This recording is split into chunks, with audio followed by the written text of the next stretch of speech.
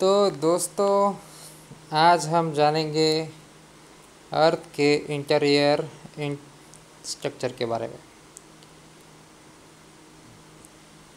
तो पहले देखते हैं अर्थ के क्या लेयर्स क्या है। आपको अगर थोड़ा बहुत पता होगा तो देखिए, जैसे पृथ्वी के सतह से अपन ऊपर ऊपर जाएंगे वैसे लेयर्स होते हैं। जैसे कि ट्रोपोस्फियर होता है, बाद में स्ट्रेटोस्फियर आता है, बाद में मीजोस्फियर, थर्मोस्फियर आता है, बाद में एक्सोस्फियर आता है। तो ये अलग अलग लेयर होते हैं, ठीक है, पृथ्वी की सतह के ऊपर। वैसे ही अगर अपन पृथ्वी के सतह के भीतर जाए, उसके अंदर जाए, तो भी अलग अलग लेयर होते हैं। वो क्या लेयर है? देखिए, सबसे पहला लेयर अपने को पड़ता है क्रस्ट, ठीक है। क्रस्ट के बाद पड़ता है अपर मेंटल, अपर मेंटल के बाद पड़ता है लोअर मेंटल, लोअर मेंटल के बाद पड़ता है आउटर कोर, उसके बाद पड़ता है इनर कोर। तो ऐसे ये अलग अलग लेयर्स है पृथ्वी के अंदर में, ठीक है। अगर हम के उसको ऐसे ही केमिकल लेयर के केमिकली उसका क्या कंपोजिशन रहता है उसका ऐसा देखेंगे तो क्या रहता है। देखिए, ये आइस कैप आपने देख लिया, आइस कैप तो पता है आपको, ग्लेशियर्स वगैरह होते हैं, उसको हम आइस कैप बोलते हैं, ठीक है। बाद में क्या है? क्रस्ट है, ठीक है, क्रस्ट। बाद में एस बाद में मेंटल है, बाद में अपर मेंटल और लोअर मेंटल के बीच में क्या है? एस्थेनोस्फीयर है। शायद ये लोकेशन अप्रॉक्स मुझे पता नहीं, बट अगर हो सकता है ऐसा, बाद में देखते हैं इसको। एस्थेनोस्फीयर रहता है, बाद में मेंटल, आउटर कोर लिक्विड रहता है और इनर कोर सॉलिड रहता है, ठीक है। ये थोड़ा याद रखिए, outer core liquid, inner core solid.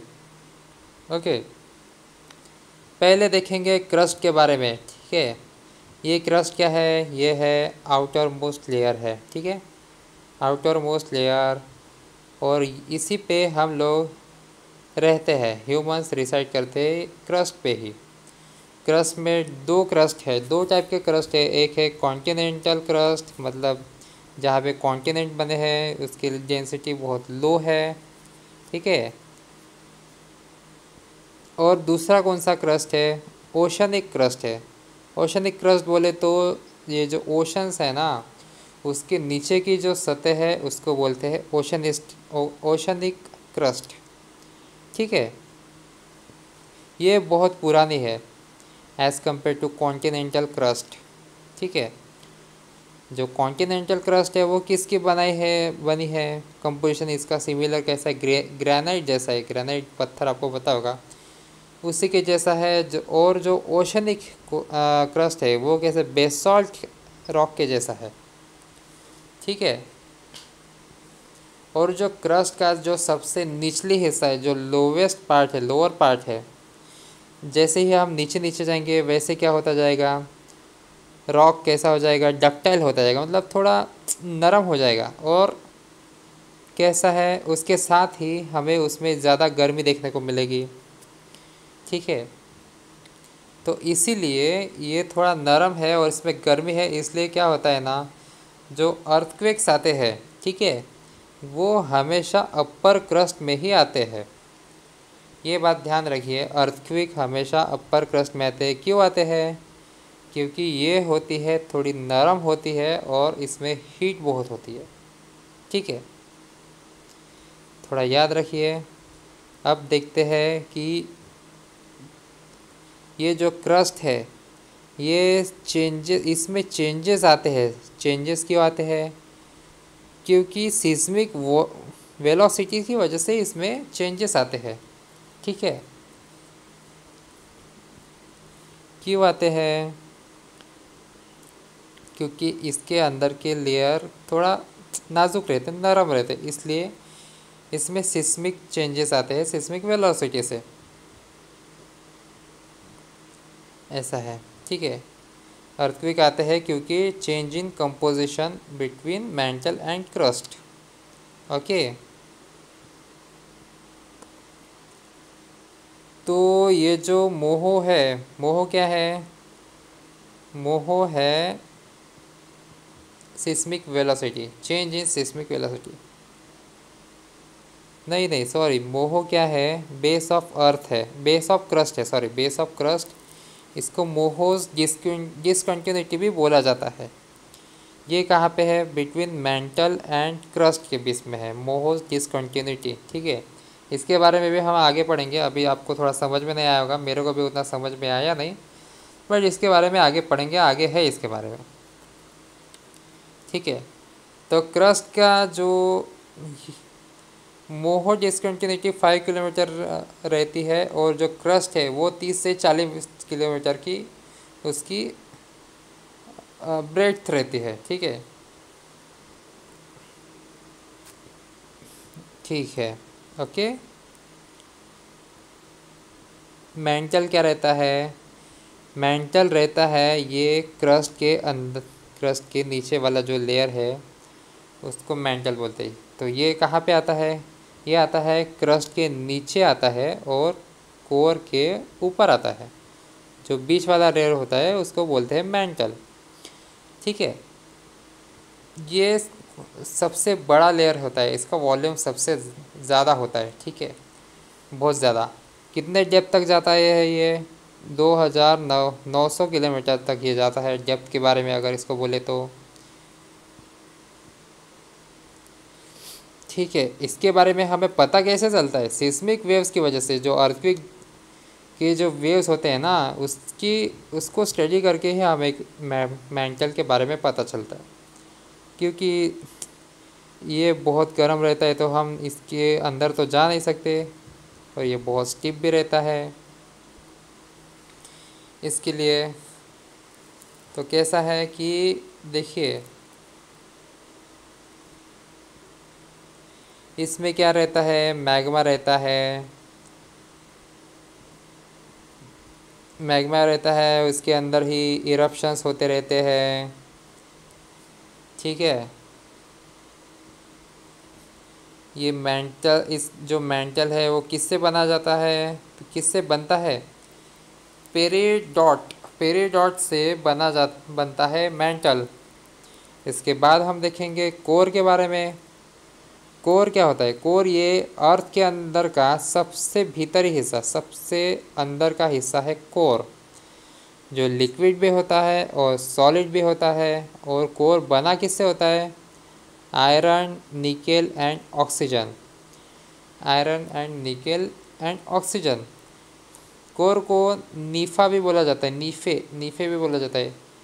नीफे किस लिए, निकेल के लिए नी, और आयरन के लिए Fe, नीफे ऐसा भी बोला जाता है। और इसमें ऑक्सीजन भी रहता है। याद रखिए, अर्थ के अगर अंदर, पूरे अर्थ को अगर कंसीडर किया जाए तो उसके अंदर सबसे ज़्यादा मात्रा में क्या मिलता है, वो मिलता है ऑक्सीजन। ये बात याद रखिए, इम्पोर्टेंट है। और ऑक्सीजन के बाद क्या मिलता है इसके अंदर सबसे ज़्यादा क्वांटिटी में, वो मिलता है सिलिकॉन। तो ये आप दो बातें याद रखिए कि क्या मिलता है। ठीक है, कोर को सबसे पहले डिस्कवर किसने किया था, 1906 में इसको डिस्कवर किया गया था। ठीक है, तो क्या है कि कोर बना कैसा है, ये मतलब मेटालिक आयरन जैसा है एकदम। ठीक है, इसके लिए तो जैसे मेटियोराइट्स में आयरन रहता है, ठीक है, सरफेस रॉक से जाता है, वैसे ही हमारे कोर में आयरन ज़्यादा है। ठीक है, और ये बहुत डेंस है।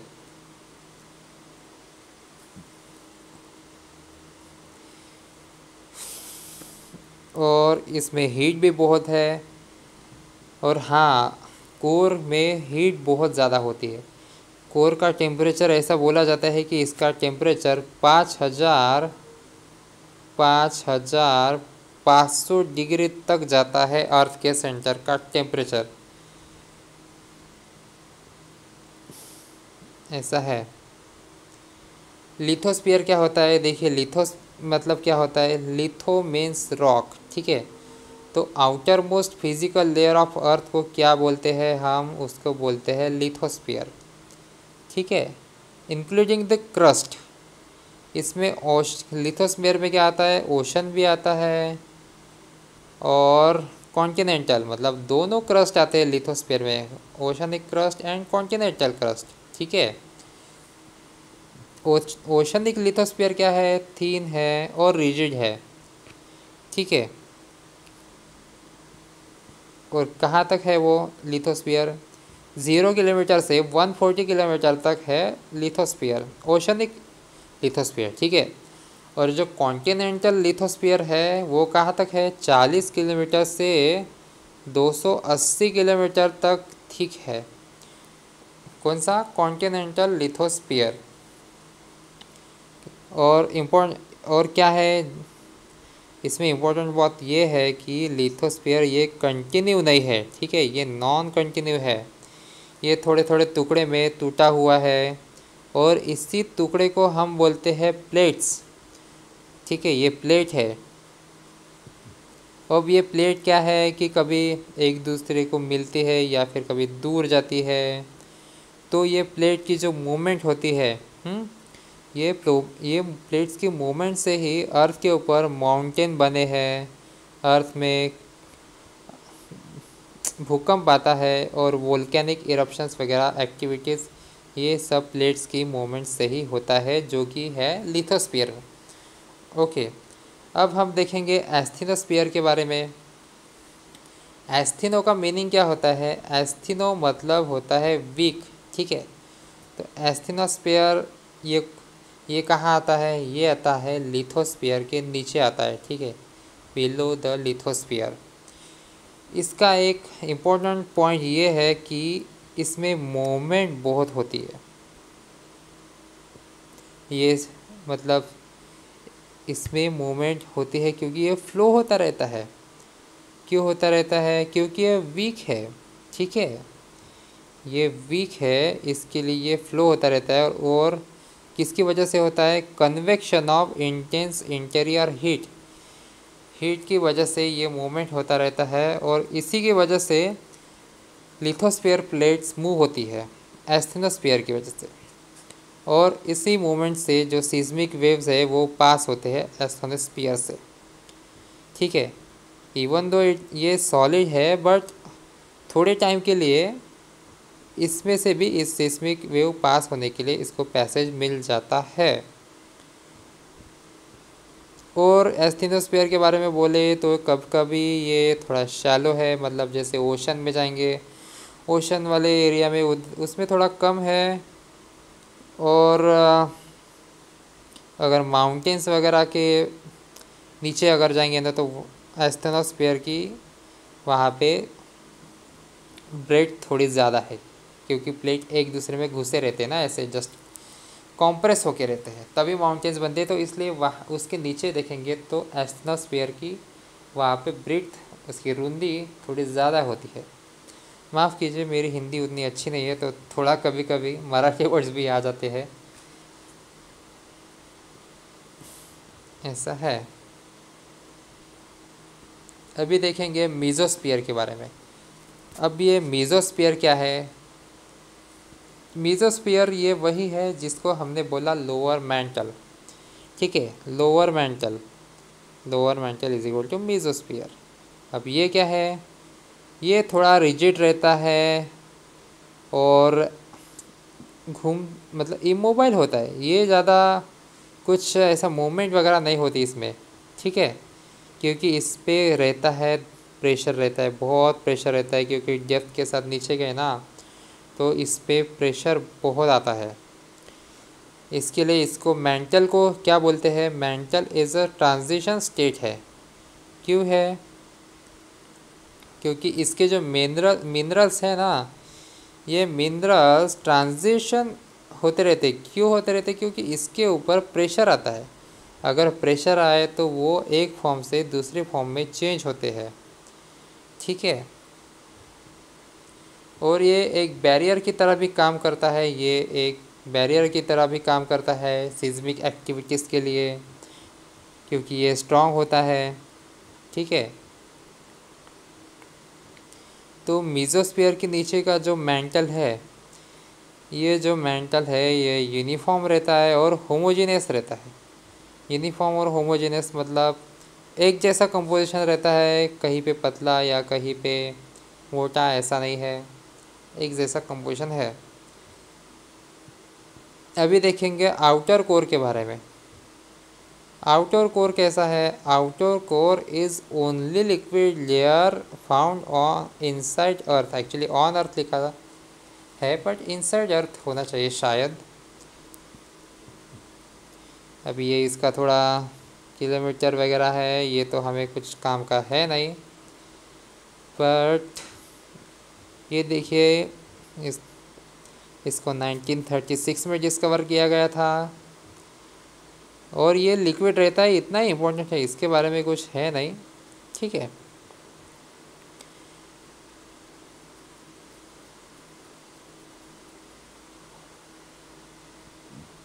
अभी देखिए कि hottest part of earth is substantial as hot temperatures gradually leads to heating and melting and boiling।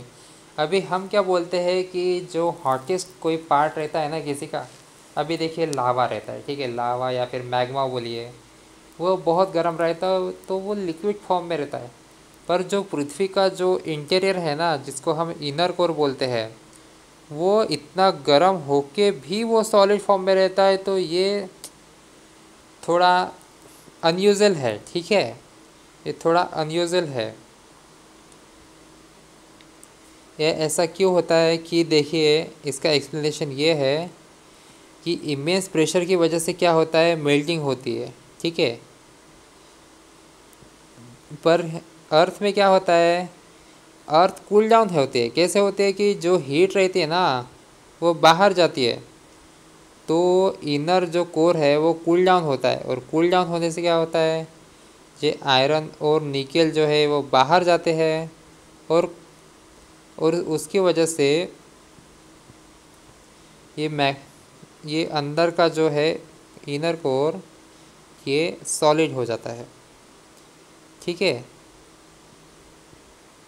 इसमें मैग्नेटिक फील्ड भी अपना एक रोल प्ले करती है। वो क्या करती है, वो मेंटेन रखती है, एटमॉस्फेयर मेंटेन रखती है। कैसे मेंटेन रखती है, ये जो इनर कोर है इसकी वजह से ही पृथ्वी पे जो मैग्नेटिक फील्ड है ये मेंटेन रहती है, और ये मैग्नेटिक फील्ड की वजह से ही जो एटमॉस्फेयर है पृथ्वी का वो मेंटेन रहता है। ऐसा मेंटेन रहता है कि पृथ्वी लाइफ सपोर्ट कर सकते हैं इसी की वजह से।